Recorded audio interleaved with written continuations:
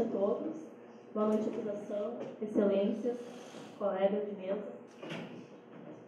Tendo o Estado o poder de punição contra quem contraria suas regras, cabe então àqueles que as obedeçam a proteção do Estado. No caso, os exploradores, por mais que estivessem dentro do território estatal e, consequentemente, sob seu poder, eles estavam fora do convívio da sociedade. Então, fora desse convívio significa também fora do alcance do poder estatal. O único meio de comunicação que existia naquela caverna era o rádio. Porém, o Estado fez dele um instrumento de silêncio, pois as perguntas e pedidos feitos pelos exploradores, poucas foram respondidas e quase nenhum atendidos. Quando os membros da expedição foram questionados sobre o fato deles usarem um dos membros do grupo para o sacrifício e assim a subsistência dos demais, a única resposta que obtiveram foi o silêncio. Logo, se o Estado se opôs às suas regras, também não devem ser aplicadas no caso. Acreditamos que a única forma de compreendermos o que esses 4 homens passaram é nos colocando em seu lugar. Será que a fome não nos atingiria em tal intensidade e seríamos capazes de compactuar, de matar para comer? Digo compactuar, porque foi isso o que sucedeu naquela caverna. Foi um pacto, uma convenção. Não foi apenas 4 exploradores que se reuniram num canto oposto da caverna e decidiram, vamos assassinar Roger. Não. Roger fez parte da convenção. Roger deu início ao plano. Até partiu dele a ideia de utilizar um dos membros para o sacrifício. O comportamento do Roger serve até como um divisor de licitude e ilicitude da ação delitiva do grupo. O Roger pegou para si a responsabilidade que o Estado se omitiu. O Roger usou da coesão para manter o grupo unido. Em nenhum momento mostra nos fatos e nos autos que o grupo se dispersou. Até mesmo podemos verificar na atitude do Roger, subjetivamente, que ele estava disposto a manter a vida do grupo, pois ele não disse que o jogo estava encerrado. Ele apenas não quis jogar os dados. Ele permitiu, pois não se opôs. Foi perguntado a ele, posso jogar no seu lugar? Ele não se opôs, em nenhum momento. Então, ele subjetivamente se entregou ao sacrifício em função do grupo, porque é isso que um grupo faz. Um grupo unido busca a união até o fim. Os acusados, e nem tão pouco Roger, que fizeram esse resultado. Circunstâncias foram determinantes para que acontecesse. Exigir dos réus que morressem de fome é um despropósito. E fato que, diante de situações de vida ou morte, o ser humano é capaz de tudo, até mesmo de matar para salvar sua vida. Em situações de alto estresse, o homem perde sua capacidade racional e passa a agir como um animal. E qual é o maior instinto de um animal? O da sobrevivência. Mas isso não o torna um criminoso. Um animal que mata para comer não é considerado um criminoso. Eles podem até ser perante a lei, perante o direito positivo. Mas eles tentaram salvar as suas vidas. Tentaram salvar a vida e agora o Estado, o mesmo que se omitiu, quer condená-los à forca. Daí eu lhe pergunto, do que vale a vida de 10 operários? 10 operários morreram para tentar salvar esses homens. No início, houve um desmoronamento e 10 pessoas perderam as suas vidas. Elas estavam dispostas a perder a vida para salvar esses 5 exploradores. E mesmo assim, não foi parado o salvamento. Continuaram. Então, eu lhes pergunto, do que difere 10 vidas para salvar 5, uma para salvar 4? Alguns até poderiam pensar, o modo como Roger foi morto, a situação como Roger foi morto. Mas não, a vida do Roger não é superior à vida dos 10 operários que morreram bravamente para salvar os exploradores que lá estavam presos. Depois que os réus mataram o Roger, então, digamos assim, como um acordo, uma convenção, eles passaram pelo menos 10 dias convivendo com aquele que um dia foi seu companheiro de aventura. Viver pelo resto da vida com o peso na consciência já não é uma pena muito forte. Se estivéssemos falando de criminosos historicamente delinquentes, poderíamos até nos questionar. Será que eles iriam levar essa culpa ao resto de sua vida? Mas não. Estamos falando de homens que foram criados pelas suas famílias com o respeito e o amor ao próximo como base. Qualquer um que tem esse ensinamento, teve essa educação, fica abalado por ter confrontado os ensinamentos que recebeu. Será possível mensurar o tamanho do remorso que esses homens estão sentindo? Será que algum de nós é capaz de compreender esse sentimento? Seríamos nós capazes de suportar o que eles suportaram, suportam e ainda vão suportar? Pouco provável. Acreditamos que a pena maior e mais punitiva eles já sofreram.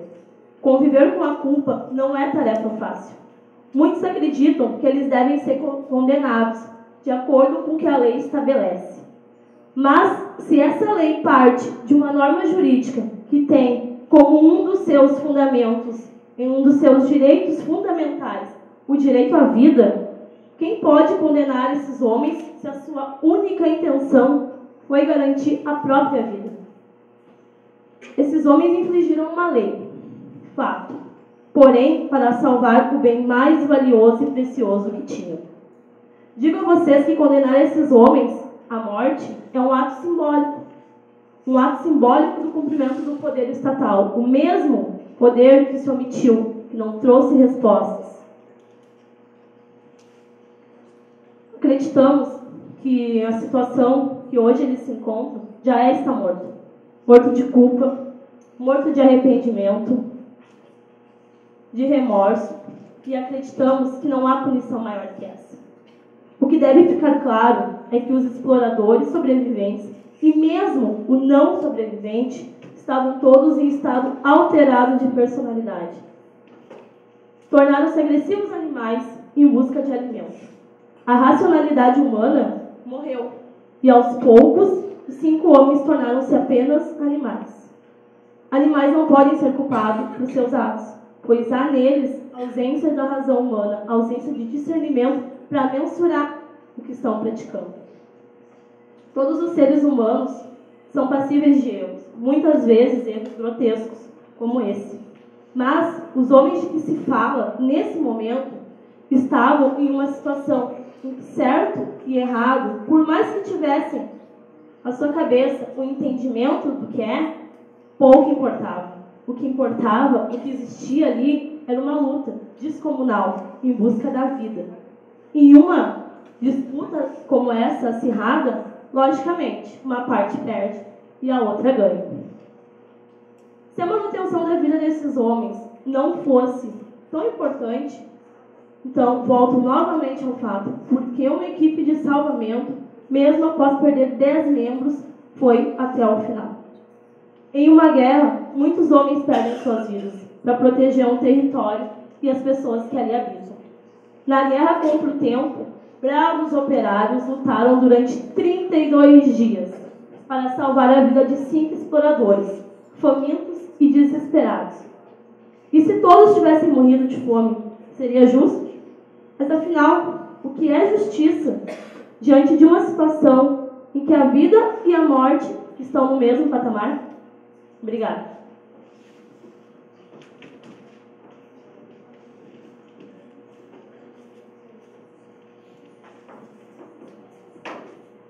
Excelentíssimos jurados, colegas e demais convidados, boa noite. Antes de iniciar a minha argumentação, gostaria de citar um provérbio chinês, que tem tudo a ver com o momento que estamos vivendo aqui hoje. Esse provérbio diz o seguinte, que há 3 coisas que nunca voltam atrás: a flecha lançada, a palavra pronunciada e a oportunidade perdida. Oportunidade esta, caros jurados, que cabe a vocês julgar, para que possam dormir com a consciência tranquila. Gostaria que por um momento todos aqui se imaginassem na situação dos nossos réus. Desde o momento que aquela caverna se fechou e a vida deles passou a ter uma contagem regressiva. Imaginem, senhoras e senhores, o sofrimento desses indivíduos diante da escuridão, diante do perigo constante, do medo, da fome, da insegurança, da luta desesperadora pela vida, sem saber se seriam salvos ou não. É fácil imaginar daqui, do conforto do ar-condicionado.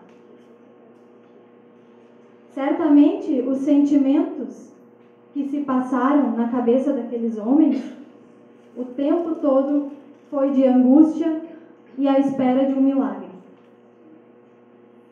Trago aqui para análise o conceito legal do estado de necessidade, que diz o seguinte: considera-se estado de necessidade quem pratica o fato para salvar de perigo atual, que não provocou por sua vontade, nem podia de outro modo evitar, direito próprio ou alheio, cujo sacrifício, nas circunstâncias, não era razoável exigir-se.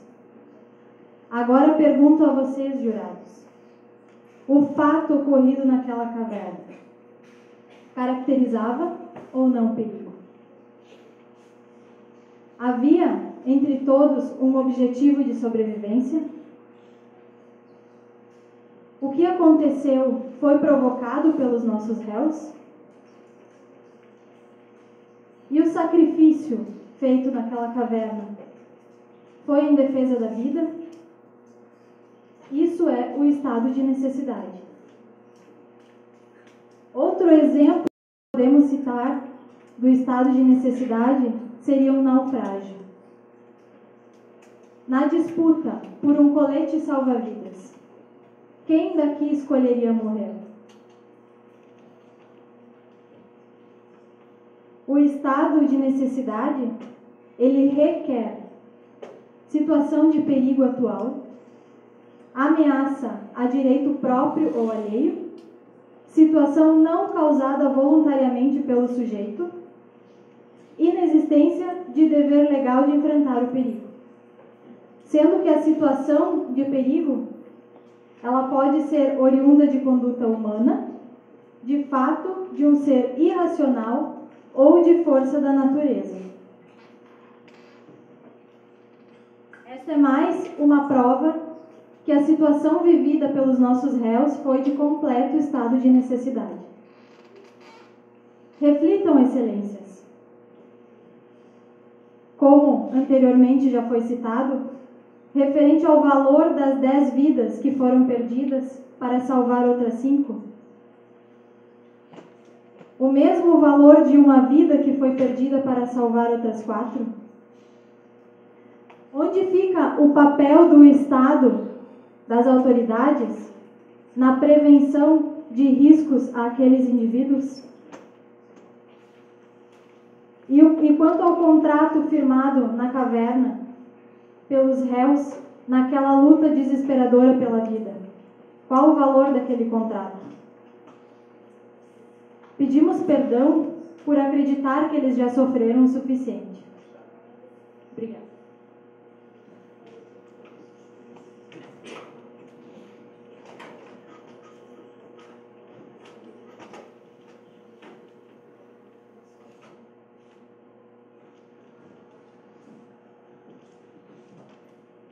Excelências, boa noite.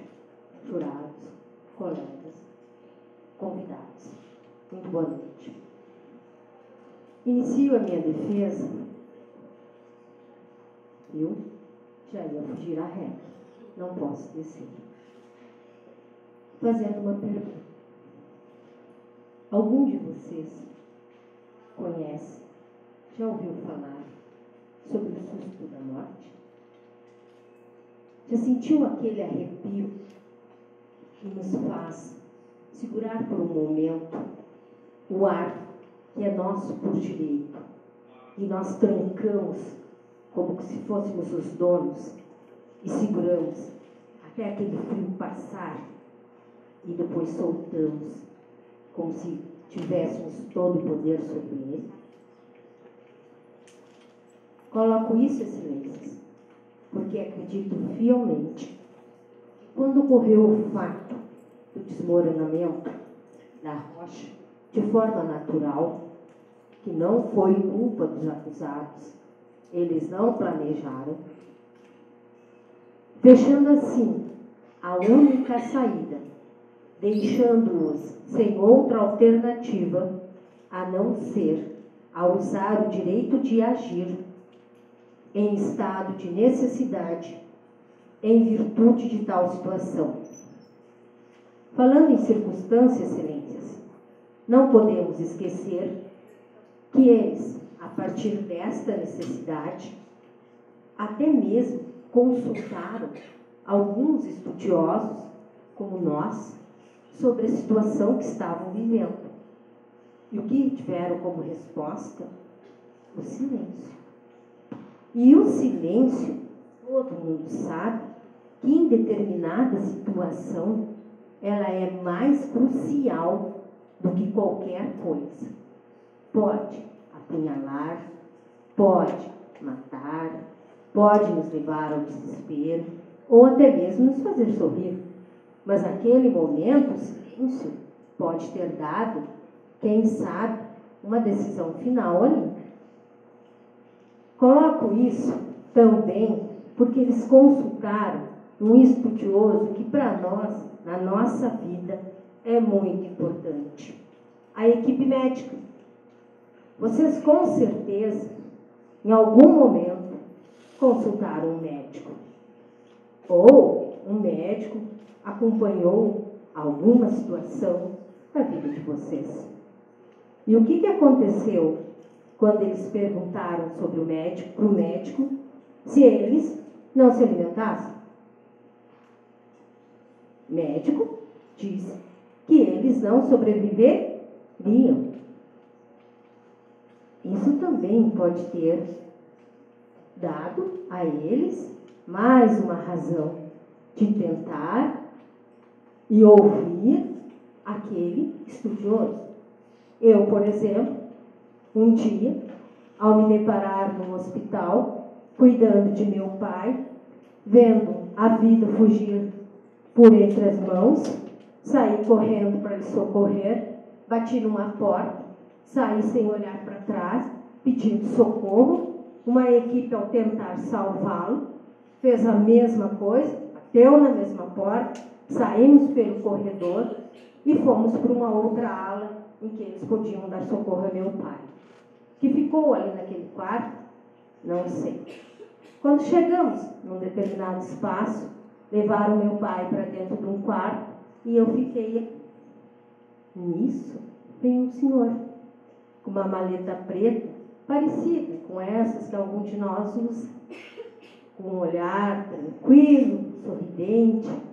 E eu, no meu desespero, pensei, este senhor vai me dar uma resposta. Ele vai me ajudar nesse meu desespero.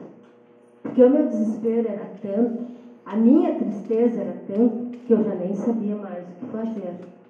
Meu pai estava se indo. O médico chegou perto de mim e disse, estás preocupado? Por quê? É apenas o susto da morte.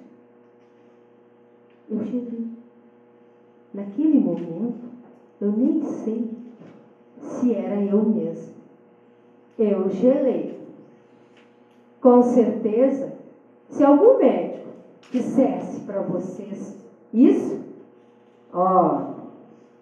ora, vocês também gelariam. E o que aconteceu depois?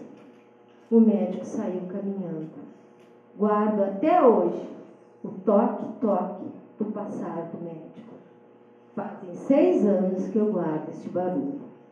Mas, para o meu desespero ainda, ele virou para trás e me disse: mas não espere que isso vai parar por aí.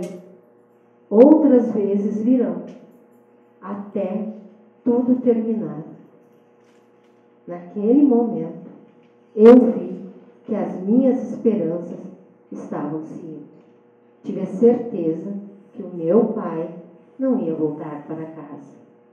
Imagine, eu que fui para ali, para um hospital, cheio de recursos, acreditando fielmente que eu ia dar vida ao meu pai. Não aconteceu. Eu não ia levar ele para casa. E aquele estudioso sequer parou para falar comigo direito. Ele apenas me disse que era o susto da morte. Então, senhores, será que aquele mesmo médico que falou comigo não poderia ter sido da mesma forma que me levou ao desespero, levado aos nossos acusados ao desespero também? Eu não estava numa caverna. Eu podia sair dali, eu podia chorar, eu podia gritar, eu podia fazer qualquer coisa. Eles não. Eles não. E vocês? Se alguém chegasse e dissesse para vocês: é o susto da morte. Vocês, tranquilos, bem educados, o que será que aconteceria? E isso é o nosso dia a dia. O que será que aconteceria se alguém passasse por vocês e dissesse: é o susto da morte? Será que nós estaríamos acusando assim só através da lei? Ou analisaríamos todos os fatos? Aquela situação psicológica, o momento desesperador da pessoa que estava passando por ali. Então, por isso, eu lhes peço que pensem sobre isso. Será que eles, ao se alimentar do colega, que deve ter crescido com eles, porque dificilmente, ou convivido por um tempo com eles, não foi só aquele dia que eles estavam ali, havia um elo de ligação. Será que eles gostaram do que fizeram? Será que eles não sofreram ao fazer isso?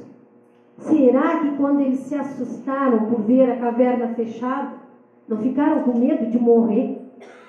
E isso os levou a esse fato? É assim que eu peço que vocês não os acusem. Absolvam-nos. Esta é a minha defesa. Muito obrigada.